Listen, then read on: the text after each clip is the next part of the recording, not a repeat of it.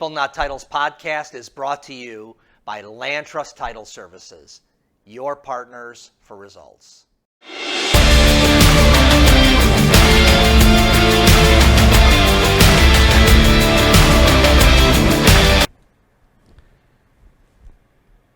Well, hello, this is Steve Kaempf with the People Not Titles podcast, and I'm here with one of my favorite people, Matt Lombardi. Hi there. We are here for our December edition of Market Trends. And Matt, we have breaking news. We do have breaking news. Go ahead, give it to him. Just out, Compass has acquired local real estate powerhouse at Properties, as well as Christie's International, expanding their footprint. This was just announced yesterday. Today is December 3rd. So the announcement of this acquisition came forth yesterday, and this is a big deal. Yeah. In that Compass, which just keeps growing and growing, and I don't know how they keep growing and growing when you look at their revenues and stock price and bottom line information, but they keep growing. So are you saying their stock price and revenue, it's not a positive right now, right? They're having a hard time being profitable. They have been unprofitable for a while now, but yet they keep expanding. And Compass is a national brand. They are now a national and going to be an international brand. Yes. And so this acquisition needs final approval, I believe, by the regulators, which will take place next year, but I'm sure it will not have a problem. Coming into fruition, Compass paid $444 million Nice round number. to acquire at Properties, as well as their Christie's International business. So Compass, national footprint, and now they are going to expand into the international play with this Christie's International acquisition, which I believe are in about 50 countries. Matt, are you surprised by this? I am not surprised. Why by not? this, Why are you not surprised? because we've been around a while, and real estate is going to continue to consolidate. And that was one of Swanepoel's key Key things points. to look forward to. Correct. So Consolidation. consolidation, not only potentially amongst brokerages, but also MLSs that we've talked about at length in the past. But this is big. You know, Compass earlier this year acquired a local brokerage in New Orleans, Ladder and Bloom, which is a 100-plus-year-old local firm, family-run business. They acquired them. Ladder and Bloom, I believe, last year did $4 billion in transactions, 3,200 agents, so it's sizable. Compass just keeps growing their footprint. So Matt, what do you think? I have my opinion, but I'd like yours on what do you think? How do you think Compass agents are feeling about this? I think some Compass agents are not surprised because they are part of this fold. Yeah, So and my they initial joined from others, and they just think. So they understand the acquisition takeover mindset of Compass. Yeah, and However, they could be looking at it saying, "Wow, I made this decision 3 years ago, and now these people are too. So I'm ahead of the curve. I'm in early," type of thing. I think that's going to be Compass view. so that's one viewpoint, but there will also be other agents who are like, what are you doing? You're cannibalizing my business. I am operating, let's say, here in the Chicago marketplace, and now you're acquiring one of the top local brokerages. That has a great. I think AT has top market share in Chicago. They are one of the top, if not the top, in the Chicago marketplace. Okay, so what about how are AT property agents looking at it? At Property That's agents, just opinions, and Yeah, opinions, we know what they say about those. correct. So regarding at agents, they're probably saying, what are you doing to me? You know, we're operating great as is, and now you're bringing in this different brand with a whole new crop of agents currently working in this marketplace. So I think some are going to be feeling the pressure. Yeah, I think that for I think if you're an AT property agent, you will have to weigh out one of two things. One, what are the resources? What are the benefits to me as an agent? And how is it going to improve my ability to do business? Okay, so that's on one side of the scale. I think on the other side of the scale is, what does this do to my brand? Yeah. Because I think AT is a very proud brand. It has a certain distinction with it. And what does this do to the brand? Yeah. This is just my opinion. I don't think that whatever's on this side of the scale of helping you become a better agent is going to overcome what it does to the brand. That's just my opinion, though. And so I think there'll be a recruiting opportunity for agents to move to a quality brand that's going to differentiate themselves, not kind of this national thing or whatever. So that's just my opinion, though. And I agree. is sort of viewed, and in my opinion, technologically advanced, more progressive than potentially other brokerages. Compass could be viewed in that way, but it's big. It's a behemoth now, where I think is in Wisconsin, Illinois, Indiana, Atlanta, so there's certain marketplaces that they've established a foothold, but technology and sort of this progressive agent was the pervasive theme. Yeah, and think about this. I'm just thinking about this now. So if you remember, the reason people came over to Compass was not because of all of this, because they touted technology, IT, CRM, all this stuff, right? But why did agents come there? Because they got... Oh, yeah. Compass wrote out some big checks. That's how Compass has grown. Right. In so many marketplaces since they were birthed, which is they identified the top real estate agent groups and paid them handsomely, like, hey, come on over. Okay. And so we will see. Hold on now. I'm going somewhere with this. Oh, okay. Okay, so, and now I'm an property agent, and I was offered those big checks, but I'm like, no, because I went back to my broker, maybe even Thad himself. Yes. He said, hey, stay with us. Don't sell out. Blah, blah, blah. You can't just leave for a big check. It's more than just about the money. It's about the brand. It's about this. It's about that. And then you wake up, I'm an ad agent, and I realize someone else got the big check, not me. What comes to mind is how this was communicated from Michael and Thad, the founders of NAR Properties. Did they do this pre-announcement to prevent stuff? So we'll see what the fallout is. We'll see. And but dude, our ad properties agents sitting in their offices going, I was offered 50, 60, 70, 100 grand to leave 3 years ago. I said no, here I am anyway. Correct. And will they be upset about that? Otherwise known as butthurt. Correct.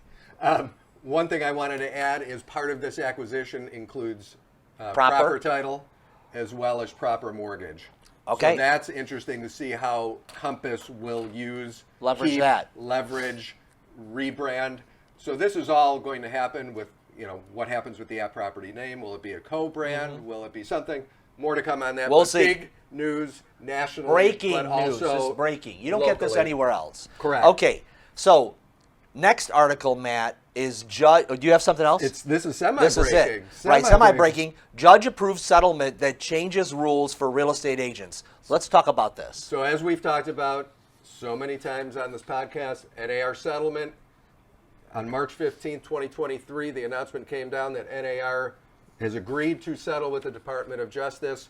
One thing that I didn't realize is there was originally a verdict against NAR for over $1.8 billion in damages. Yes. And that is why they said, we're going to do this deal for $418 million to cut our losses. Because if they had to pay that, they would have been defunct, gone. That $418 million settlement that they settled for included many smaller brokerages, but left the big dogs out to dry. Correct, and we've talked about that before where And do you think that was part of the equation, by the way, that they looked at 418 million, they said, hey, we'll settle for these, you go get the difference of the money from the rest of these people? Absolutely. Yeah.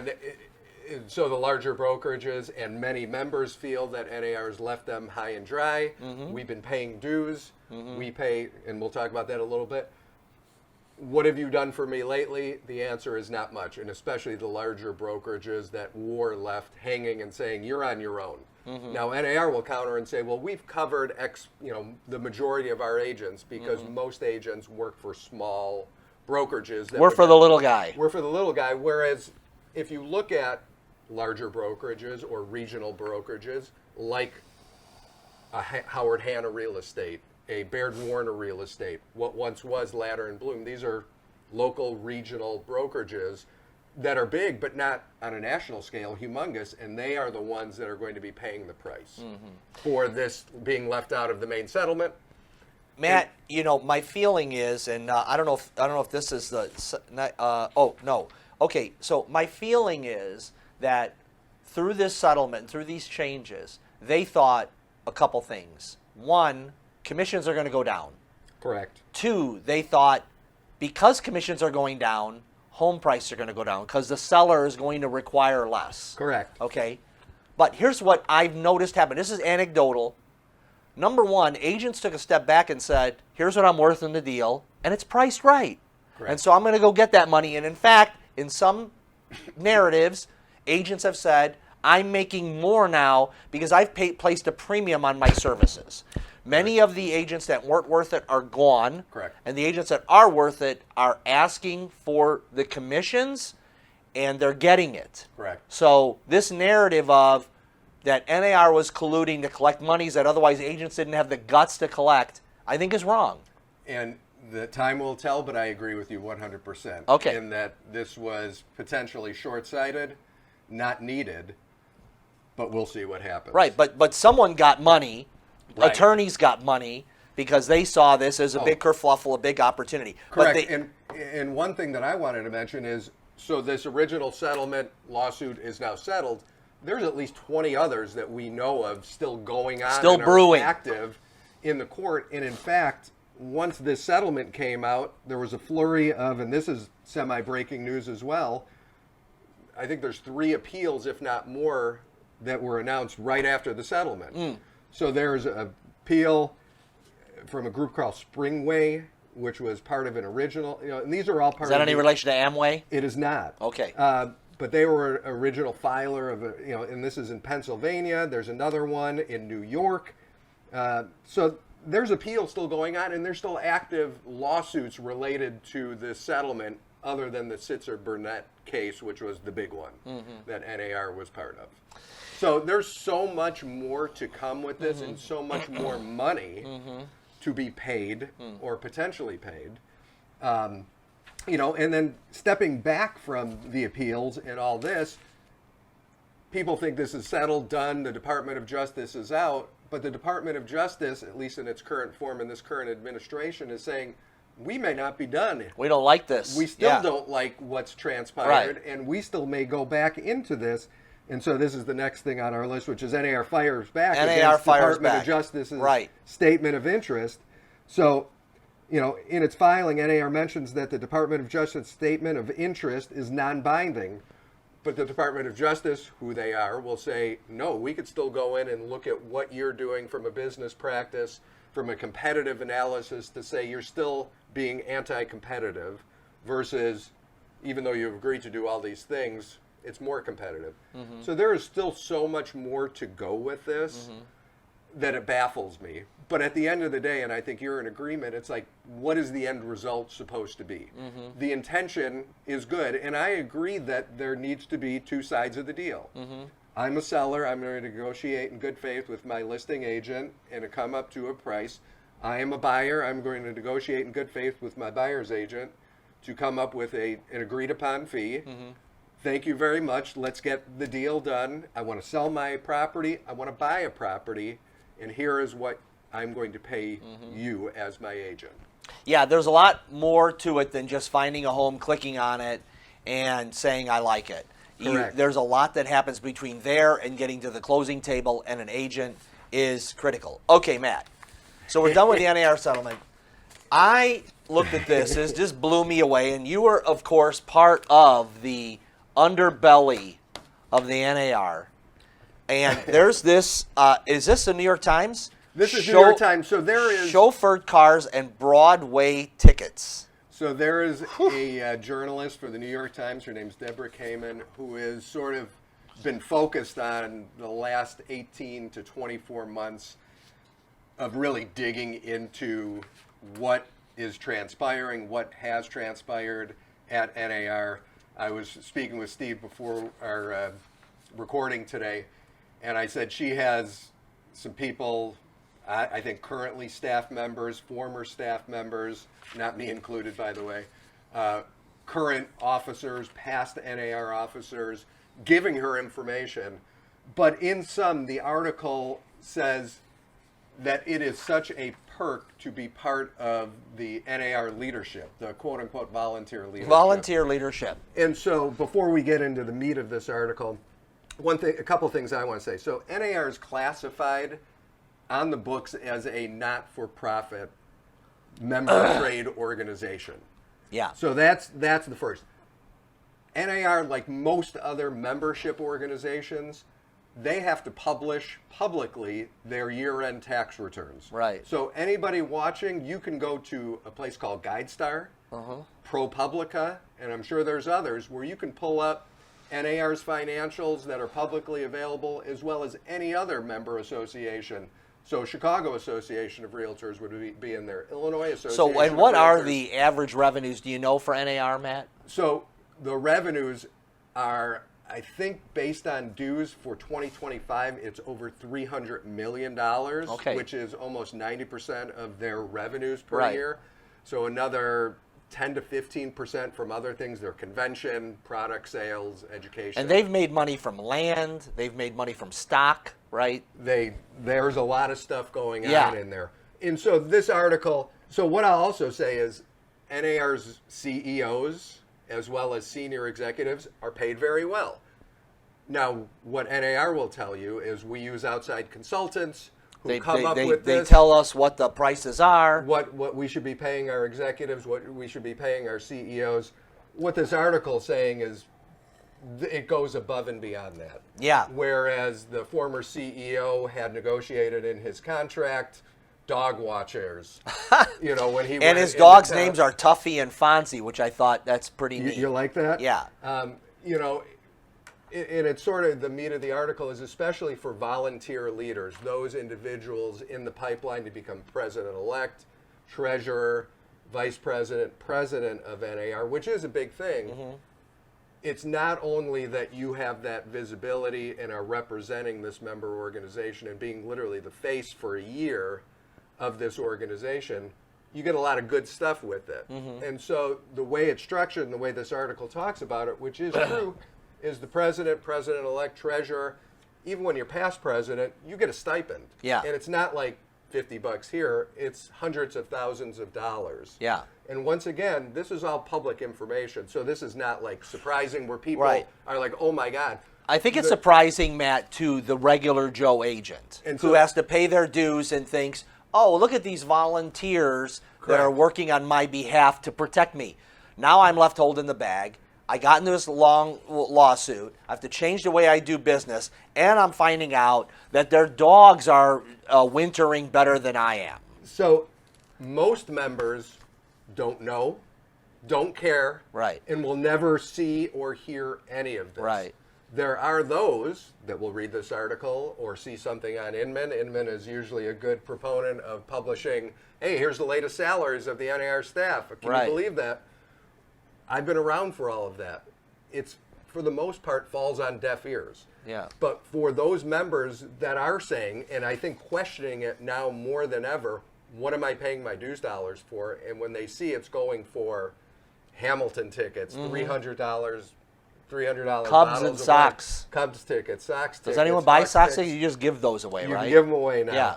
But most realtors aren't aware of it, and if they are, it's like, what are we going to do? Yeah. But now is the time because, and that also points out that there's so many agents are saying, you're supposed to represent us in the industry. You're supposed to look out for our best interests. Right. What have you done for me lately? You've had a sexual harassment scandal. You've gone through a CEO. You've gone through 2 presidents. We lost our ass in the court settlements. battles that you were supposed to protect us from. We're being defamed. Our worth is being questioned. Our commissions are at risk. Right. And you're busy. Right. Tuffy and Fonzie are busy at Laguna Beach golfing. What I will say is the individuals who attain the leadership positions of NAR, they are on NAR 24/7. So they, in my opinion, they sacrifice they give up their business because they have their brokerage or whatever it is. So that's the other side of that coin. These are entrepreneurs and professionals. Someone's got to serve. You got to pay them what it takes to bring them in. So whatever. Correct. So and it's a high revenue. You got a $300 million budget or whatever it is. It's like, wow, someone's got to manage this. You can't just have someone pay them $50 to show up to a meeting. Correct. And so there are perks. Are we just mad because we didn't get those deals, Matt? Or I'm beyond it now, okay, Steve. okay, It's okay. I know. Okay. Very happy here working with Absolutely. you, being on this podcast. Absolutely. No, it's, what else could we want? But yeah, so Rob Hahn, who's a proponent, he's an anti-NAR guy. He's quoted in here. Payments and perks have become an incentive for realtors to run for NAR leadership. I'm not sure if that's true, but it is nice to have. For a lot of people, as you rise in leadership, travel allowances become an all-expense-paid free vacation. Sometimes I would say that is definitely That's not that common in the case. business world, Matt. No, You know? and it is not Let's be common real. from a Yep. business perspective. NAR's PR representative Mantel Williams, he's like, these are administrative stipends for our leaders. They hold, as we just said, they hold their NAR role in addition to their jobs as real estate professionals, and I know they do give it up. Yeah. That's part of the deal. It's like You're giving up you're revenue, giving you're giving up you're- lifetime business. You're giving up for at least 12 plus months what you have done to get here. So Yep. that's tough. Another part of this article, which is interesting, is the consultants for former officers. So, if you look at the tax returns, previous CEOs are quote unquote still being paid for and being Consulting. called consultants. And this article is saying, well, what kind of consulting are you The doing? People Not Titles podcast is proud to be sponsored by Land Trust Title Services, your partners for results. What kind of consulting are you doing? And so no one knows what that is. To me, that may be part of the agreement. The golden parachute on the way Correct. out. Hey, you gave up your business. You can't just get paid this is for 1 year. This is for the paid staff. This is for Oh, the paid CEO. staff. Yeah, this is I not- see. yeah, I this is see. not for the So volunteers. they're getting their salary plus they're getting consulting fees for whatever. Correct. And So- so are they consulting brokerages and things? Who knows? Nobody knows. Okay. That's it. So you had asked about NAR dues, and so for 2025, they've actually raised the dues for members. Because somebody's got to pay for these lawsuits. Yeah. Sorry, realtors. Yep. But it's $156 for quote-unquote member dues. There's a $45 special assessment for the national ad campaign, so that's $201. Multiply that by 1.5 million members, which is still the case as of today.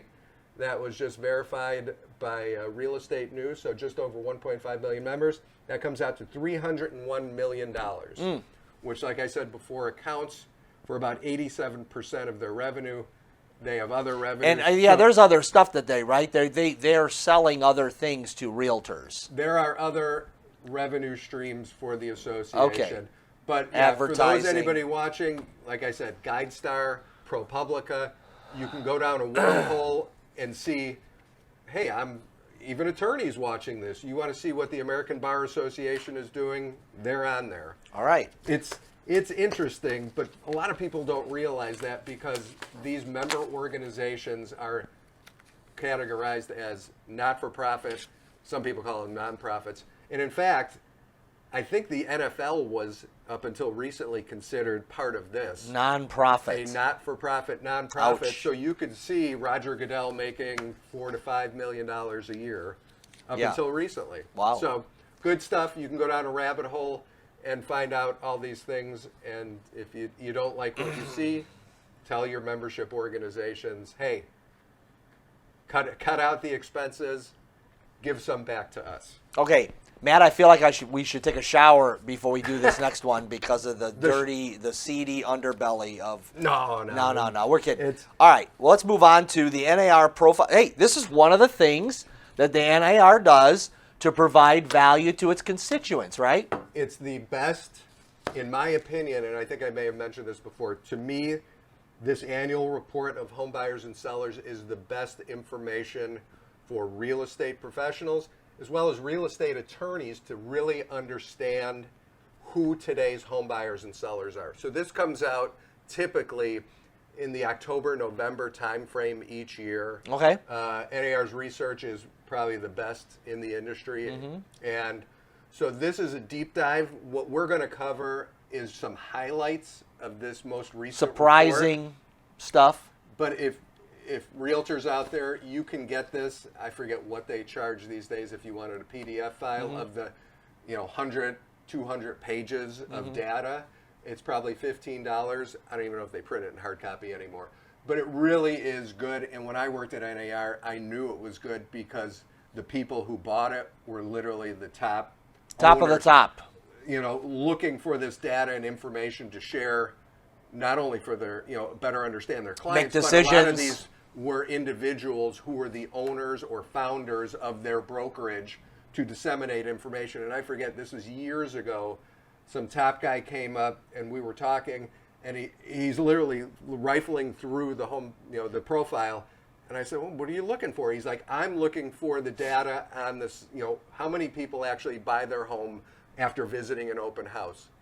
And he was, what his side of it was, I hate doing open houses. I'm going to tell my agents we are no longer doing open houses, and here's the data to prove it, which was, I think at that time, 15% of people said they bought their bought their property based on going to the open house. So he made a big company-wide decision based on the data. Correct. And so Awesome. the data never lies, the numbers never lie, Nope. and this is good stuff. I forget how many years they've been doing this. 1997, I think, may have been the first year. So it's been a long track record. But I'm going to go over some stuff. And so page 9, if you want to start there, Steve, Okay. because this stuff is some fluff in there. Fluff. But this is the characteristics of today's home buyers. All right, let's hear it. So my summary is the median age of today's home buyers is 56 years old. So this is for all buyers. Wow. 56 years old, and that's up from 49 years old last year. The biggest takeaway for all this is the age of first-time property buyers. It increased to 38 years old. From 35. From 35.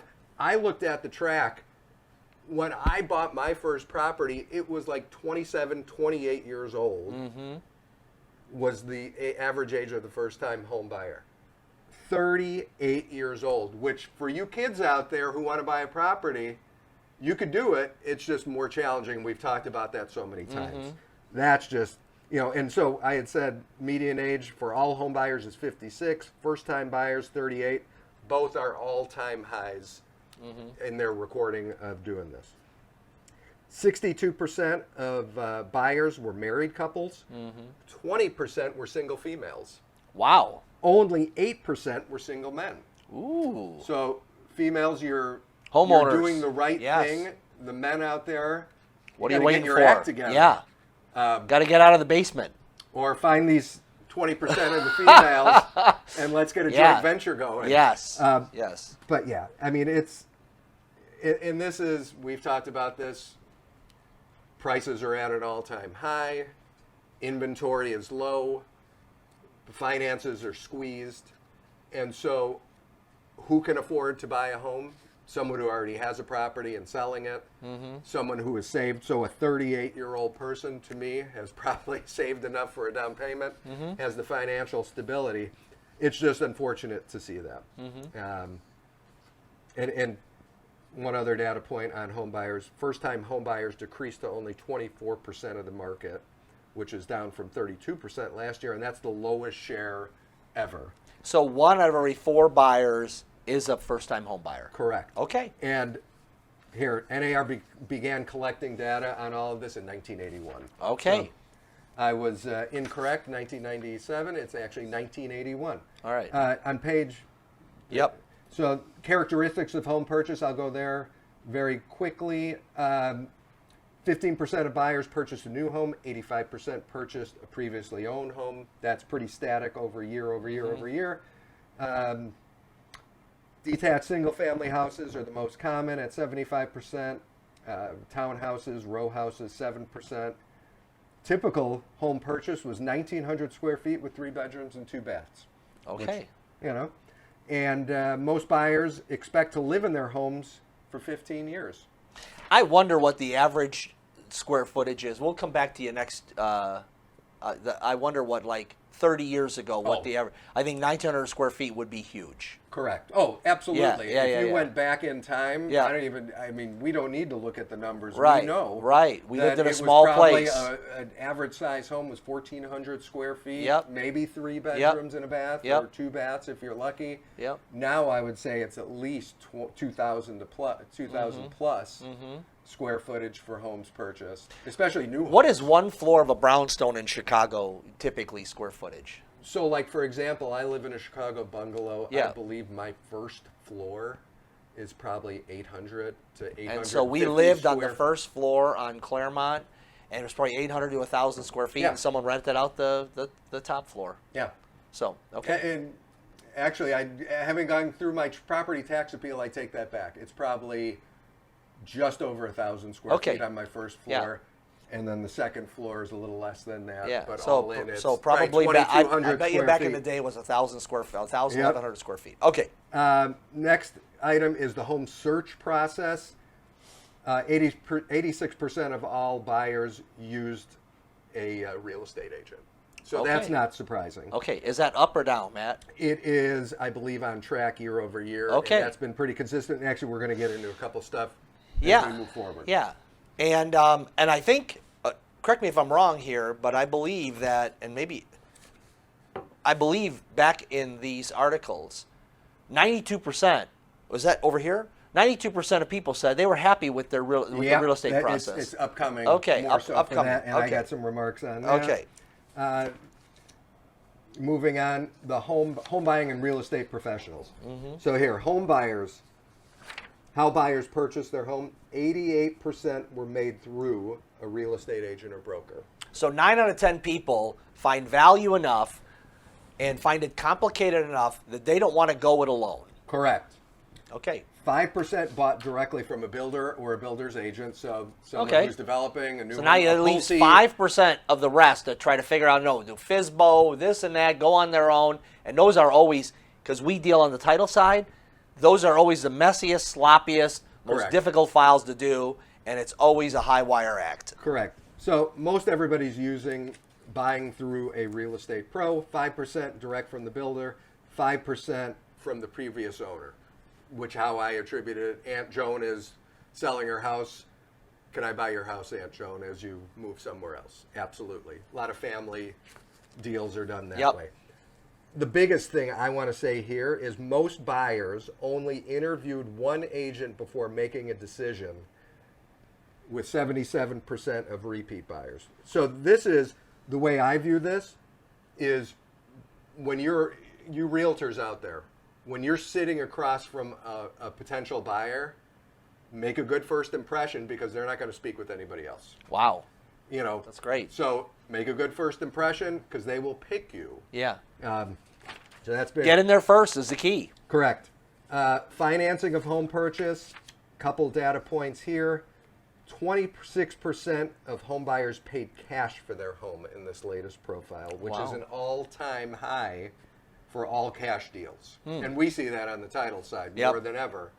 So just over 1 in 4 properties are all cash deals. And once again, if you look at the data, A lot of boomer money flying a around. lot of boomer money, first time, or 56 years old, or you got cash, you're coming to the table. But most people, 74% finance their homes. First time buyers were more likely to finance their homes at just over 90%. Home sellers. Typical age of a home seller was 63 this year, and that was the highest recorded ever. Median number of years seller owned their home was 10 years.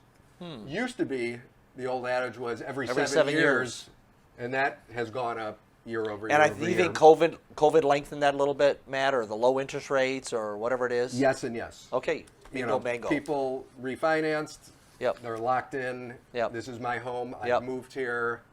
We're going to stay here. I mean, I'm going on 20 years in my house. Yep. I don't know how many years you've been in your house, but how Yeah. many houses you've owned. Multiple. Oh, one other data point. In this last profile, final sales price was 100% of the final listing price, which means home sold, what they listed for is what they sold for on average. Which tells you that the valuations that the listing agents are doing are pretty much on. Correct. Love it. Correct. Home selling and real estate pros. So this is some highlights. 90% of sellers used an agent to help sell their home, and only 6% were for sale by owners. and that's an all-time low. Wow. So, Department of Justice, turmoil in the membership ranks, more people than ever are using realtors, real estate professionals to conduct their home selling than ever before. Love it. Never. So you can look at that, oh my gosh, all this turmoil, I'm not going to become an agent. Or you can go, hey, things have never been better for agents. They're making more, they're being used more, and their value, although questioned over the last year, has been confirmed. Become valuable, you'll get your pay. Yep. And here's a nice little data point for you realtors out there, how to make a good first impression and work on behalf of your client. 2/3 of sellers have recommended their agent at least once since selling their home. So I sold my home with Steve. I had a very good experience with Steve. I'm going to tell my sphere of influence, my family, my friends, I had a great experience with Steve. You should use Steve when you're selling your home. And that other third they might just be introverts. So you got to reach out to that third and say, hey, listen, don't forget to recommend me. And they go, oh, yeah, I forgot. So those are my highlights. If Love there's it. anything else you wanted to cover. Great job, man. But for Thank you realtors out there, you real estate attorneys out there, or anybody just interested in understanding the home buyers and home sellers out there, this profile of home buyers and sellers is literally the best report that has so much more information than what Steve and I just covered. So check it out. Love it. Good stuff. Let's move on to inflation, Matt. What's happening? Mortgage rates, mortgage news. So we'll go through this not too much because it seems static and status quo. The latest inflation rate clocked in at 2.6%, and that's in October. So negligible, up from 2.4. Correct. The Fed's goal is 2%, which we have not yet achieved. What's driving inflation is, so what I put in here is this thing called the shelter index. Never heard of the shelter index, but the shelter index has gone up year over year 4.89%. And so the shelter index primarily includes rent payments, or what you would consider the cost of renting, as well as hotels or short-term rentals. So cost of finding a place to live is going up and up. Correct. Okay. Correct. So that's the biggest contributor to this. The Fed next meets on December 18th. I think there was widespread expectation that they're going to lower interest rates once again. I think it's a 50-50 chance right now, depending on what happens with the economy, with so many other factors. As we'll talk about, mortgage rates have not moved much and have been built into anticipation of different rates. So currently, mortgage rates for a 30-year fixed are averaging about 6.6, 6.7% nationwide. So I would say between 6.5% to 7%, depending on where you're at, as well as credit rating. And for a 15-year fixed, it's around 6%. Once again, you go down a quarter point, go up a quarter point. But that's where it's been. You know, when the Fed started lowering rates, everybody was excited. But we're sort of reached this point of this is where it's going to be. So 6.5% to 7%. Okay. I think, but before year end, it may go down a little bit. What's complicating things, and this is something, is we now have a new administration coming in. Yes. You know, so when Steve and I last met, it was right before the election. We didn't know what was going to happen. Now we know. So Donald Trump will be repeating and bringing in a new administration. And a couple of the things that he has said on the campaign trail and tried to do in his previous administration was the privatization of Fannie Mae and Freddie Mac. And for those of you that know, Fannie and Freddie, they are the two mortgage giants that back about 70% of U.S. mortgages. They became part of the government conservatorship after the financial crisis. In 08, after the Big Short. So Fannie and Freddie are backed by the government, which means if the S hits the fan, the government will help bail this out. Right. At some point in time, it's going to go private, and they will become private companies again. But that creates complexities in the world of mortgages when you don't have that financial security of a government-backed entity. But Trump is trying to get them on the pathway to privatization again. Correct. So one economist says that privatizing Fannie and Freddie could add $1,800 to $2,800 annually to mortgage costs. Because they would probably have to pay for additional insurances on every transaction, right? Correct. And just as a side note, Fannie and Freddie don't issue mortgages. They purchase the loans from lenders and package them that are securities sold to investors, so they're less risky. Privatizing these companies could disrupt the systems, and investors might view mortgage-backed securities as more risky without government guarantees. Right. You know, and then compounding that is the potential tariffs that Trump is talking about. That how, if he enacts these on Canada, Mexico, China, how that influences inflation rates, and how the inflation rates then influence mortgage rates. Right. So these are just two things to watch out for and be aware of, because at one point before Could the impact election, housing. most economists were saying mortgage rates in 2025 are going to be around 6%. After Trump was elected, a lot of these economists are now forecasting 6.5% to 7% for the rest of the year. Plus, in part of his thing, you know, when you do a closing, Matt, you take a picture with the house or the key, right? Yeah. And now, if you close these loans and privatized, you have to actually do the Trump dance at the closing when you close. So that's another stipulation that I don't know, 50% of America won't want to do. Yeah, about 50% will be all gung-ho for it, singing YMCA while dancing, and the other 50% maybe doing something else. Yep, exactly. But that's the world we live in. That's the world we live in, And at Matt. the end of the day, the sun's still going to come up. That's and right. We're going to be okay no That's matter right. what. Existing home sales. So positive news on all fronts of existing home sales on a national scale. Existing home sales climbed almost 3.5% in October, still under the annualized rate of 4 million, but coming close to what is a little healthier market based on year over year averages. Sales are up almost 3% from a year ago, and it's actually the first year-over-year increase since July of 2021. So Wow. Good news with that. Existing home sales price nationally rose 4% to $407,000. That's the 16th consecutive month of existing home sales median prices going up. And we did get that from Rob Weinman that we're pretty much at the bottom. In terms of the volume of sales, we're at the bottom and can only go up. Correct. Steve and I were privy to be part of a presentation, a cohort and a presentation by an industry expert who does market trends. And essentially this individual who's been tracking this for years said, we are at the lowest point and it will be going up. Real estate goes through this cycle and we are at the bottom of the cycle when you look at everything in totality. So for those of you in the business, there's nowhere to go but up. Inventory nationally is at just over 4 months supply. That continues to tick up, which is good. Chicago area, same thing. October, year over year, closed sales is up almost 2%.